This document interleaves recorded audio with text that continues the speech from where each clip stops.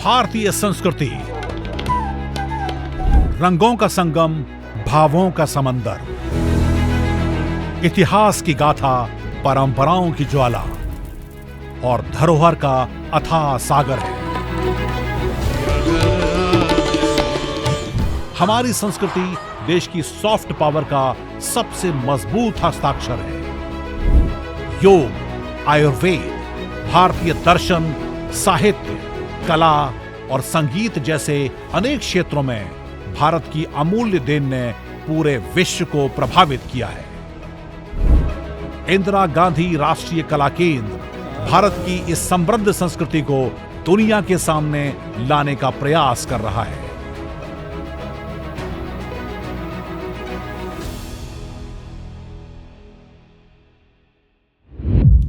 नमस्कार, स्वागत है आप सभी का हमारी विशेष साप्ताहिक प्रस्तुति संस्कृति संवाद में। मैं हूं आपके साथ नमिता।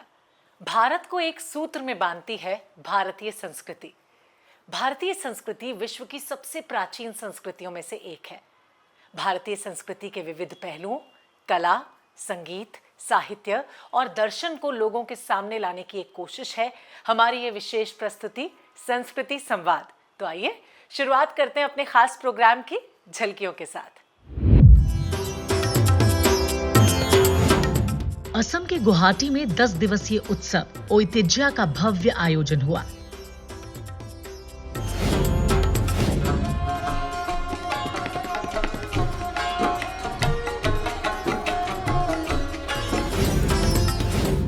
हर एक अखाड़े की चयन प्रक्रिया अपने आप में भिन्न होती है। जैसे हमारे देश की लोकशाही है। Unless you actually read and absorb and feel the fascination of the power. Rangeshwar Mahadev मंदिर गांव के लोगों के लिए आस्था का महत्वपूर्ण केंद्र है।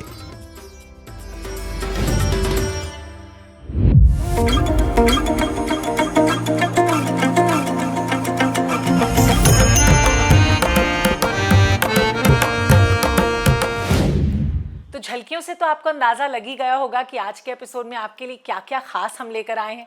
तो चलिए अब रुक करते हैं कार्यक्रम के पहले सेगमेंट साप्ताहिक सुर्खियां का और नजर डाल लेते हैं बीते दिनों हुए कुछ महत्वपूर्ण आयोजनों पर।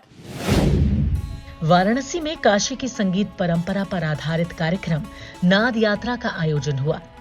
इसका आयोजन आईजीएनसी के क्षेत्रीय केंद्र वाराणसी और संस्कार भारती की काशी महानगर इकाई द्वारा किया गया। इस अवसर पर विभिन्न सांस्कृतिक कार्यक्रमों को आयोजित किया गया। कार्यक्रम में बतौर मुख्य अतिथि काशी हिंदू विश्वविद्यालय के संगीत और मंच कला संकाय के प्रमुख प्रोफेसर राजेश शाह और विशिष्ट अतिथि के रूप में संस्कार भारती के अखिल भारतीय संगठन मंत्री अभिजीत गोखले उपस्थित रहे। इस दौरान कुटुंब संस्था से संबद्ध बच्चों ने लघु नाट्य अहिलाबाई की मनोरम प्रस्तुतियां दी। वहीं युवा कलाकार प्रत्युष मेहता ने विभिन्न रागों में सुमधुर वंशी वादन किया। उनके साथ तबले पर संगत पीयूष कुमार ने दी। नाट्यम प्रस्तुति के अंतर्गत प्रसिद्ध कथक कलाकार गौरव मिश्रा और मधुरिमा मिश्रा ने युगल नृत्य की शानदार प्रस्तुति दी। असम के गुवाहाटी में 10 दिवसीय उत्सव ओइतिज्या का भव्य आयोजन हुआ। इस कार्यक्रम को आईजीएनसी के क्षेत्रीय केंद्र गुवाहाटी ने असम के संग्रहालय निदेशालय और असम सरकार के स्वदेशी एवं जनजातीय आस्था और संस्कृति विभाग के सहयोग से आयोजित किया। इस महोत्सव में मुख्य अतिथि के रूप में असम सरकार में स्वदेशी और जनजातीय आस्था और संस्कृति मंत्री श्री जोगेन मोहन मौजूद थे। वहीं विशिष्ट अतिथि असम सरकार में आईटीएफसी विभाग के सचिव रंजन शर्मा थे। कार्यक्रम में कॉटन विश्वविद्यालय के कुलपति प्रोफेसर रमेश चंद्र डेका और संगीत नाटक अकादमी पुरस्कार विजेता पद्मश्री डॉक्टर हेमचंद्र गोस्वामी समेत कई गणमान्य उपस्थित रहे। इस अवसर पर आईजीएनसी के क्षेत्रीय केंद्र गुवाहाटी द्वारा निर्मित और प्रसिद्ध फिल्म निर्माता उत्पल बोर पुजारी द्वारा निर्देशित विशेष वृत्तचित्र मास्क आर्ट ऑफ माजुली की स्क्रीनिंग भी की गई। 10 दिवसीय उत्सव के दौरान विभिन्न पैनल चर्चाओं, व्याख्यानों और सांस्कृतिक प्रदर्शनियों का आयोजन किया गया। तो ये थी साप्ताहिक सुर्खियां। अब बात करते हैं संगीत की। भारतीय संगीत में वाद्य यंत्रों का विशेष महत्व है। गायन हो या नृत्य, दोनों की सुंदरता को बढ़ाने के लिए वाद्य यंत्र जरूरी हैं। इनकी संगत के बिना नृत्य और गीत अधूरे हैं। संगीत कला में प्राचीन काल से ही वाद्यों का बहुत महत्वपूर्ण स्थान रहा है। तानपुरा, वीणा, सितार, सरोद, वायलिन, रबाब, सारंगी, बांसुरी, ये सब वाद्य यंत्र मन को मंत्रमुग्ध कर देते हैं। रबाब भारतीय संगीत का अनूठा वाद्य यंत्र है। रबाब की झनकार मानो जैसे वादियों की महक बिखेरती हो। इसे सरोद का पूर्वज माना जाता है। रबाब का उपयोग सूफी संगीत, भक्ति गीतों और लोक धुनों में किया जाता है। सांस्कृतिक प्रस्तुति के इस सेगमेंट में आज हम आपको दिखा रहे हैं प्रसिद्ध रबाब वादक अब्दुल हमीद भट्ट की मनमोहक प्रस्तुति। तो चलिए सुनते हैं अब्दुल हमीद भट्ट को।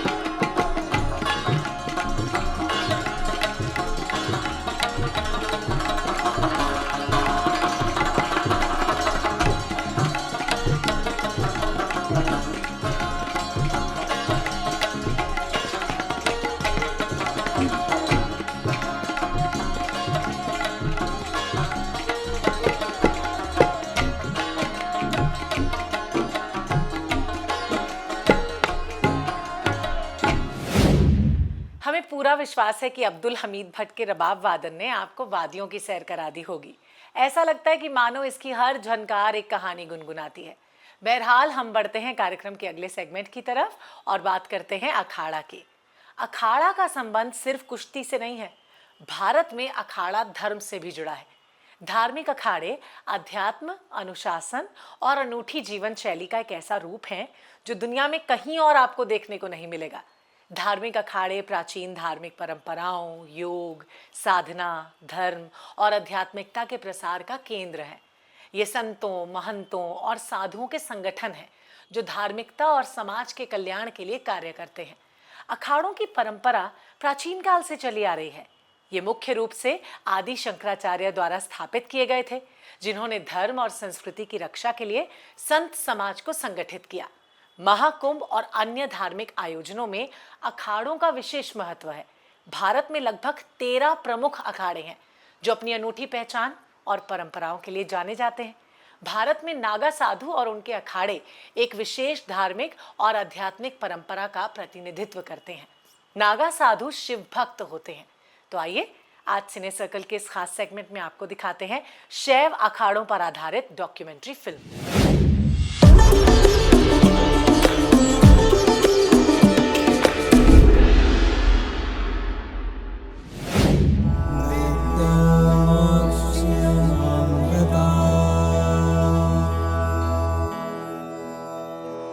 सनातन धर्म संस्कृति जीव कल्याण का उच्च भाव लिए निरंतर जल प्रवाह सी बहती है। जल जीवन का आधार है और धर्म जीवन का श्रृंगार है। वैदिक युग से ही ऋषि मुनियों की तपस्या से अर्जित प्रज्ञा से सुसज्जित सनातन धर्म वसुधैव कुटुंबकम की अवधारणा को पोषित करता रहा है। ये धर्म से ज्यादा एक जीवन का मार्ग है। आक्रांताओं से हिंदू धर्म की रक्षा के लिए भविष्य दृष्टा आदि गुरु शंकराचार्य जी ने अखाड़ों की स्थापना की। वैदिक और पौराणिक कुंभ और कल्पवास के धार्मिक महोत्सव को संचालित करने का उत्तरदायित्व भी अखाड़ों द्वारा ही संपन्न किया जाता है। समुद्र मंथन से प्राप्त अमृत को पाने के लिए सुर असुर संग्राम के समय जिन 4 स्थानों पर अमृत की बूंदें छलकी थी, वहीं पर ग्रह नक्षत्रों की गणना के आधार पर कुंभ मेला आयोजित होता है। कुंभ के अवसर पर ही सनातन हिंदू धर्म के मुख्य संवाहक अखाड़ों की झांकी जनसाधारण को दृष्टिगोचर होती है। इनका समाज के निर्माण में, राष्ट्र के निर्माण में बहुत महत्वपूर्ण योगदान रहा है। तो इस दृष्टि से ये विचार किया गया कि अखाड़ों का एक डॉक्यूमेंटेशन होना चाहिए, पूरा दस्तावेजीकरण होना चाहिए, जिससे कि ये मालूम पड़े कि अखाड़े कैसे शुरू हुए, इनकी क्या परंपराएं हैं, कैसे इसमें व्यक्ति का चयन होता है, क्या काम दरअसल किया जाता है, क्या इनके विधि विधान हैं और समाज में या देश के निर्माण में इनका क्या योगदान है, इसका एक पूरा दस्तावेजीकरण हो जाए। लगभग 1300 सालों में 13 अखाड़े बनाए गए। 6ठी शताब्दी में पहला अखाड़ा बनाया गया था और 18वीं शताब्दी में अभी तक के अंतिम अखाड़े की स्थापना की गई। इन 13 अखाड़ों में 7 अखाड़े शैव संप्रदाय, 3 अखाड़े वैष्णव संप्रदाय, 2 अखाड़े उदासीन और 1 अखाड़ा निर्मल अखाड़े के रूप में वर्गीकृत किए गए हैं। शैव संप्रदाय के अंतर्गत 7 प्रमुख अखाड़े आते हैं: आह्वान, अटल, निर्वाणी, आनंद, निरंजनी, अग्नि, जूना। इस गूढ़ इतिहास रखने वाले अखाड़े की 7वीं शताब्दी में स्थापना हुई। आह्वान अखाड़े का मुख्य बिंदु अर्थात केंद्र स्थान वाराणसी है और इसके फैलाव की शाखाएं हरिद्वार, उज्जैन और त्रयंबकेश्वर तक फैली हुई है, जो इसके अस्तित्व को पहचान देती है।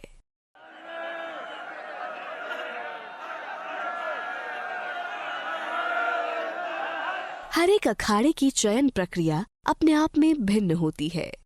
जैसे हमारे देश की लोकशाही है, उसी हिसाब से यहाँ लोकशाही सिस्टम है।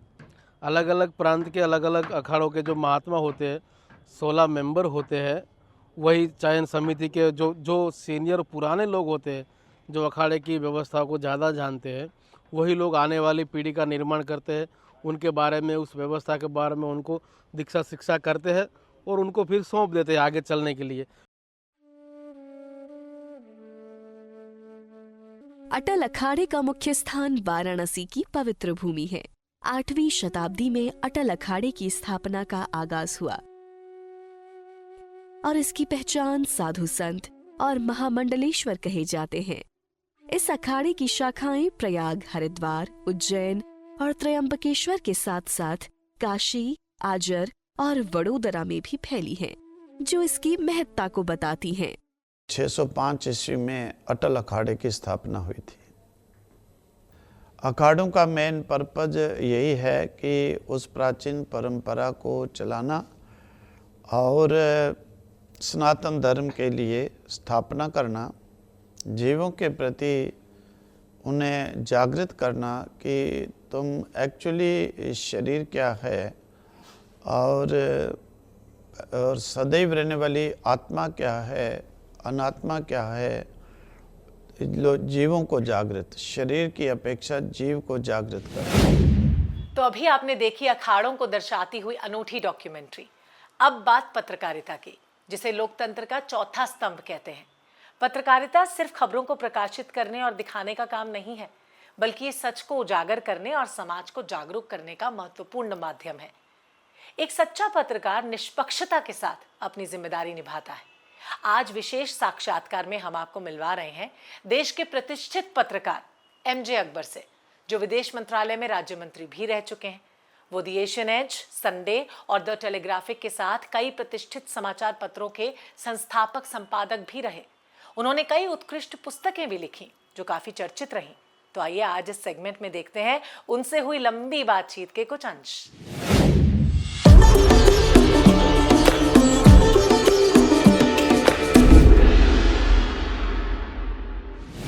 So when did it first occur to you that you might become a journalist? At what age? When you were reading the paper, The Statesman, I believe, that time, or listening to All India Radio? No, certainly not listening to All India Radio, because radio wasn't a means available in the school, and I was in boarding school. But yes, the newspaper was available, and I think we got into the newspaper habit very, very, very early. Writing is basically a function of reading. And not many people understand that unless you actually read and absorb and feel the fascination of the power of information. I would not go so far as to say knowledge, because knowledge requires perhaps much more than newspaper reading, but information, and information builds your interest in the environment. Environment creates questions in the mind, and questions in the mind inevitably provoke you to think of answers. And once you start thinking of answers, then the temptation, perhaps there is a mild amount of egotism involved even at that age, but this desire to write the answers, to find the solutions, then, or to even analyze, becomes basically the foundation stone of writing. And I think it is funny, we were all in Calcutta Boys School. At that time, I recall, the first glimmer of a byline came in the letters to the editor. And we started writing, and I think it became hilarious. I think this was in class 9 I know that I was writing, and then in class 10 there came a point where every single letter published in the Statesman on that particular day had been written by one of us in our class. That was funny, but that was a kind of peak of competition within. And I think fortunately around that time the Statesman started publication, a magazine called JS. But before that, Junior Statesman in the beginning? it's JS always. Junior Statesman is what it was sort of became known as, but some people called it, but it was always JS. But before that, the temptation, or not very unprofessional, I must say, the temptation to earn 10 rupees by getting something published in a magazine in Bombay called Mirror was very high.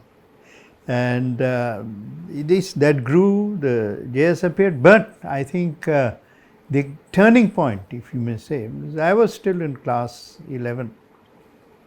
I had not done my senior Cambridge, but I wrote a piece about Telnipada, about a sage in Telnipada who had come, a wandering holy man who took shelter under our local banyan tree. And I remember, I wrote it certainly, that it was raining, and the sage said very wisely that the banyan tree is an extremely powerful symbol or metaphor, because when it rains it gives you shelter, but after it stops raining it actually makes you wet, because the water keeps dripping off the leaves. And anyway, I found it nice enough as an idea. I took it to the Statesman, and lo and behold, it was published in a section of the edit page called Now and Again. And miraculously, a little later, a check of 50 rupees arrived at my home. My father couldn't believe that anyone could get paid 50 rupees for anything in words, and he never cashed the check, because he believed that if he actually claimed that his son had been given 50 rupees, nobody would believe him. So he would carry that check around to... Anyway, I think this was a very important part of the journey towards choosing. I quickly got choosing journalism as a profession. In fact, my first job that I got, and since I'm discussing my father, who remains a very powerful memory in my life, I remember my first job that I got was as senior management trainee in DCM. And that was huge. Among the two top jobs, it was either Hindustan Lever or DCM at the time. Starting salary was something enormous, 1250 rupees for 1970. तो अभी आपने सुना प्रसिद्ध पत्रकार MJ Akbar को। अब बात संस्कृति संवाद के आखिरी सेगमेंट मेरा गांव मेरी धरोहर की, जिसमें हम आपका परिचय करवाते हैं भारत के किसी एक गांव की विशेष लोक कला और परंपरा से। मेरा गांव मेरी धरोहर भारत सरकार की अहम परियोजना national mission on cultural mapping का महत्वपूर्ण हिस्सा है। इसके अंतर्गत देश के सारे गांवों का दस्तावेजीकरण किया जा रहा है। मेरा गांव मेरी धरोहर में आज जानिए गुजरात के गांव मोटा गुंडा के बारे में।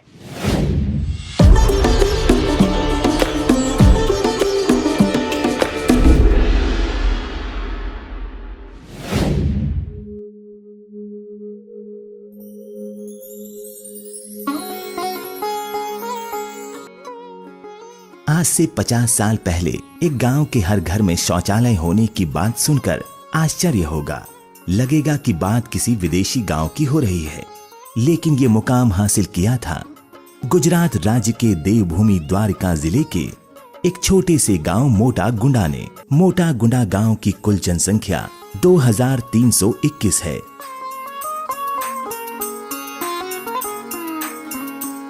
मोटा गुंडा गांव की साक्षरता दर 74.03% है। गांव में एक प्राइमरी विद्यालय और एक हाई स्कूल तक का विद्यालय सुचारू रूप से शिक्षा का प्रसार कर रहे हैं। साथ ही बच्चों की देखभाल के लिए गांव में एक आंगनबाड़ी केंद्र भी मौजूद है। मोटा गुंडा गांव के निवासी आजीविका के लिए कृषि और पशुपालन पर निर्भर हैं। गांव के कुछ निवासी दुकानदारी, लघु उद्योगों, मजदूरी और नौकरी से जीवन यापन करते हैं। मोटा गुंडा गांव के सभी घर पक्के बने हुए हैं। बिजली, रसोई गैस, स्वच्छ पानी और शौचालय की सुविधा गांव के हर घर में मौजूद है। गांव में एक प्राथमिक सेवा केंद्र मौजूद है। यहां पर गौशालाएं, नवरात्रि मंडल, मंदिर ट्रस्ट और रक्तदान शिविर जैसे कैंप का आयोजन करवाते रहते हैं।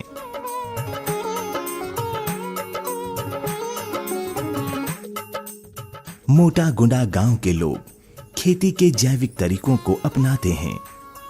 मोटा गुंडा में गन्ना, मूंगफली, गेहूं और तिल की खेती प्रमुखता से की जाती है। मोटा गुंडा गांव के पास स्थित रंगेश्वर महादेव मंदिर गांव के लोगों के लिए आस्था का महत्वपूर्ण केंद्र है। यहाँ सावन के महीने में श्रद्धालु दूर दूर से आते हैं। आज मोटा गुंडा गांव आधुनिकता के साथ स्थानीय निवासियों के प्रयासों से मोटा गुंडा गांव विकास की नई परिभाषा लिखने के लिए अग्रसर है।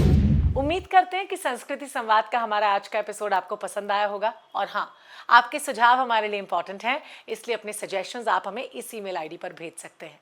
आपसे फिर मुलाकात होगी प्रसार भारती के इसी मंच पर IGNCA के विशेष कार्यक्रम संस्कृति संवाद के साथ, जहां पर आप परिचित होंगे भारतीय संस्कृति के अनूठे पहलुओं के साथ। फिलहाल मुझे इजाजत दीजिए और आप अपना बहुत अच्छे से ध्यान रखिए। हाँ, नमस्कार।